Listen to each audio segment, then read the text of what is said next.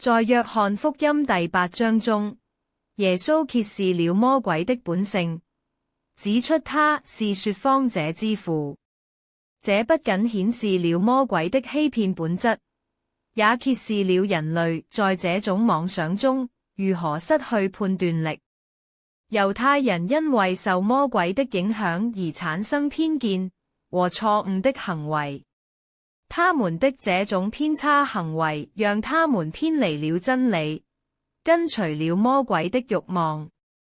在我們的生活中，許多人仍然生活在魔鬼的欺騙中，他們未必意識到這一點，甚至在抵抗主耶穌的真理。